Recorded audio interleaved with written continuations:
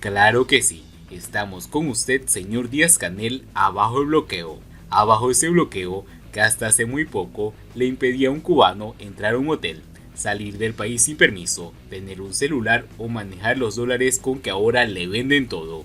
¿Cómo están, amigos? Bienvenidos a Noticias Importantes. Comenzamos.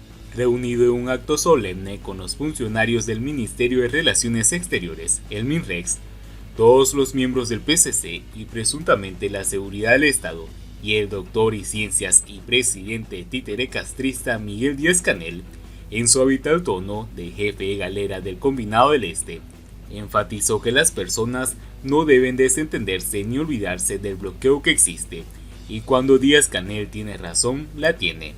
Por ejemplo, Alfredo quiere vender un auto para que con ese dinero puede importar un contenedor de nasobucos desde China y repartirlos gratuitamente en las escuelas de su comunidad, pero el bloqueo se lo impide.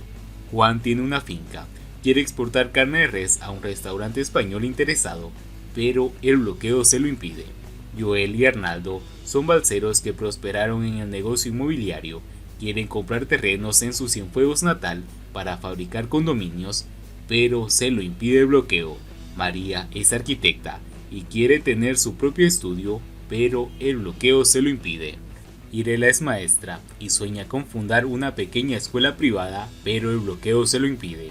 Antonio y José descubrieron cuán baratas cuestan las guaguas de medio uso en España. Quieren comprar dos para trabajar en La Habana, pero el bloqueo se lo impide.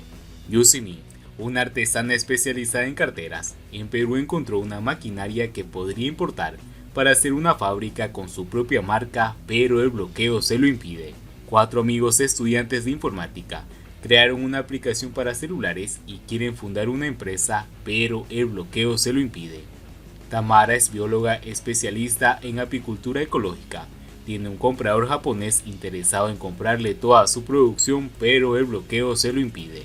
Todas estas historias son ficticias, pero son perfectamente posibles. Son cotidianidad en cualquier lugar donde la gente no esté bloqueada. El embargo norteamericano afecta a las empresas del gobierno castrista. En nada se relaciona con las empresas privadas cubanas que podrían comercializar libremente con sus pares norteamericanos y el resto del mundo si el gobierno cubano no bloqueara su existencia. Así que efectivamente, ningún cubano debe desentenderse de ese bloqueo que hasta hace muy poco no lo dejaba entrar a un hotel, salir del país sin permiso, tener un celular o manejar los dólares con que ahora le venden casi todo. Ese mismo bloqueo que aún impide que los cubanos puedan prosperar para así mantenerlos encadenados al Estado. Así que junto a Díaz-Canel gritemos abajo el bloqueo. Siguiendo con las noticias, José Daniel Ferrer, un PACU, retoma sus labores a favor del pueblo. El líder de la Unión Patriótica de Cuba, un PACU, José Daniel Ferrer, aseguró que la organización opositora retomaba sus labores a favor de la libertad.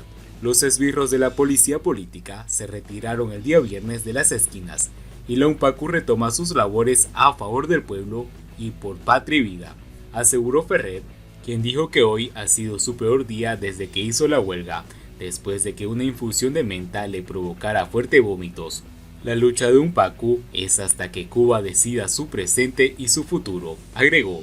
Luego de 21 días de huelga de hambre, Ferrer anunció el día viernes que el ayuno se suspendería gradualmente luego de que el régimen cubano levantara el cerco policial a las afueras de la sede nacional de su organización en el barrio Altamira de Santiago de Cuba.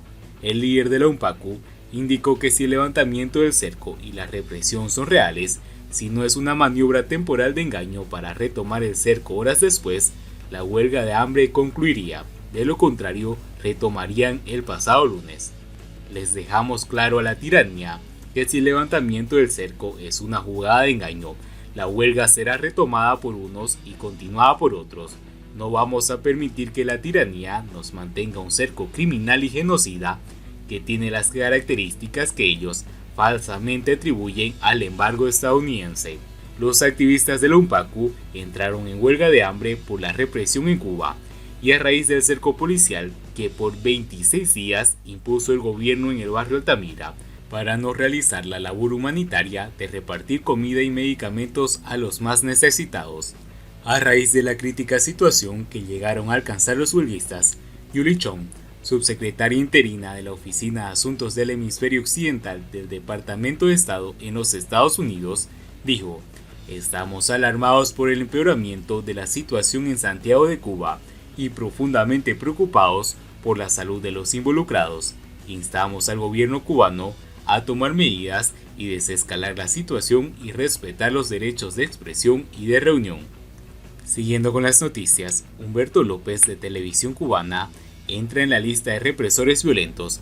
Para la Fundación para los Derechos Humanos en Cuba, FHRC por sus siglas en inglés, el locutor es una punta de lanza en las campañas de descréditos organizadas por el Estado cubano contra la sociedad civil, y ha incluido al locutor oficialista Humberto López en su base de datos de represores violentos cubanos.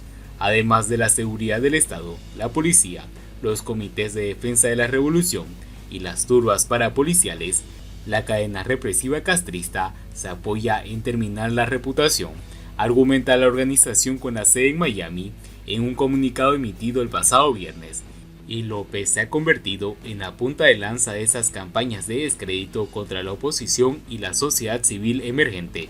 En el programa de televisión nacional que dirige y presenta Hacemos Cuba, Humberto López difama a artistas, activistas, opositores y periodistas independientes, acusándolos de ser mercenarios y sin invitarlos para que tengan un derecho a réplica. Luis Manuel Otero Alcántara, Tania Bruguera, Joanny Sánchez, Luz Escobar, Iliana Hernández, Michael Castillo Sorbo y otros muchos ciudadanos han sido blanco del acoso mediático.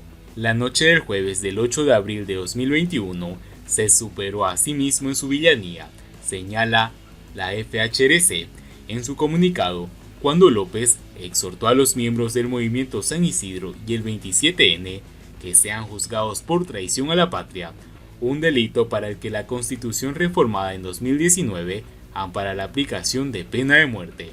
El presentador continúa a la ONG, que ya tenía un expediente de infamias con difamaciones, se convirtió así en el albur de una ola de terror contra los jóvenes que encarnan el hastío del hambreado y oprimido pueblo cubano frente a una casta mafiosa que los explota y se apropia de los fondos del Estado para sus lujos y placeres. El pasado marzo, al presentador le llovieron las críticas en una encuesta auspiciada en redes sociales por su propia casa, el Instituto Cubano de Radio y Televisión. Antes, su propia tía, María Caridad López Cruz, denunció que Humberto López ayudó a excluirla de la herencia familiar. La mujer, que tiene un hijo con una enfermedad degenerativa, aseguró que su hermano y su sobrino le hicieron una jugada sucia e ilegal. Y bien amigos, así vamos terminando las noticias importantes del día de hoy. Espero que las noticias hayan sido de su agrado y no olviden que nos ayudarían mucho compartiendo las noticias y así poder informar a muchas más personas de la verdadera realidad en Cuba. Muchas gracias por seguirnos, no olviden suscribirse, nos vemos en el siguiente.